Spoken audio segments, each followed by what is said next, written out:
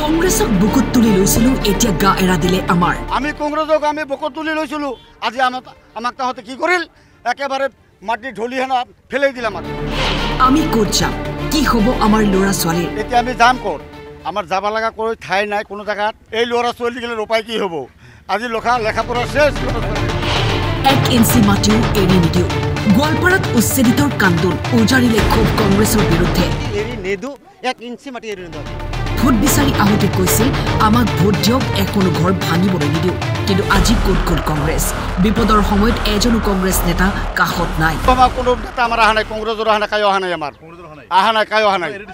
হ্যাঁ আমি সব দলকে এৰি দিছোঁ এখন আমাৰ দায় আমাক যাই অল্প সাৰাহা দিব আমি তাৰ লগত থাকিম জুম্মা নামাজৰ বাবে আজিৰ দিনটোত বন্ধ ৰখা হ'ল উচ্ছেদ অভিযান কিন্তু কাইলৈৰ পুৱাৰ পৰা আৰম্ভ হ'ব একশ্যন সাজু কৰা হৈছে বুলডোজাৰ শ আৰক্ষী প্ৰশাসন সাজু গোৱালপাৰা পাইকান মছজিদত আজি শেষৰটো জুম্মা নামাজ কান্দি কান্দি নামাজ আদায় কৰি উচ্ছেদিতই এৰিব ঘৰ এতিয়া 40 বছৰ আগত আছিলোঁ আমি জলছ নদী ভাঙা চাৰ্টিফিকেট আছে নদী ভাঙি লৈ গ'ল এতিয়া আৰু কি কৰিম মানে আহিব লগা হ'ল তাৰপিছতে এতিয়া আহি কৰি খাইলোঁ এতিয়া যে মানে নোটিছ দি আছে আৰু এইগিলা ভাঙি আছে এইটোতো ৰিভিনিউ আমি জানিছিলোঁ যে এইটো ৰিভিনিউ খাস চৰকাৰৰ মাটি চৰকাৰে ল'ব লওক আমাৰ এই গৰীব অঞ্চল আমি দুখীয়া মানুহ নদী ভাঙা মানুহ এতিয়া আহিছোঁ আমাক এটা সংস্থা দিব লাগছে চৰকাৰে যদি নেদে আমি ক'ত যাম এই গৰীব মানুহে চাওঁচোন ক'ত যাম গতিকে চৰকাৰৰ কাছে আমাৰ আবেদন অনুৰোধ যে যাতে আমাৰ এই বস্তু গৰীব মানুহগুলাৰ সংস্থা বা কোনো জায়গাত হয়তো সংস্থা আমাক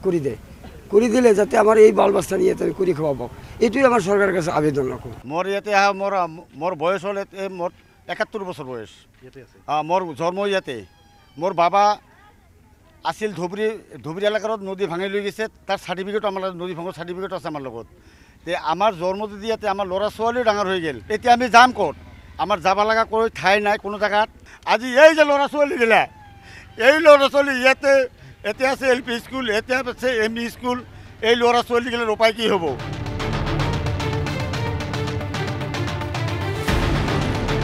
আমাৰ কোনো নেতা আমাৰ অহা নাই কংগ্ৰেছৰ অহা নাই কায়ো অহা নাই আমাৰ অহা নাই কায়ো অহা নাই হ্যাঁ আমি সব দলকে এৰি দিছোঁ এখন আমাৰ দায় আমাক যাই অল্প সাৰাহা দিব আমি তাৰ লগত থাকিম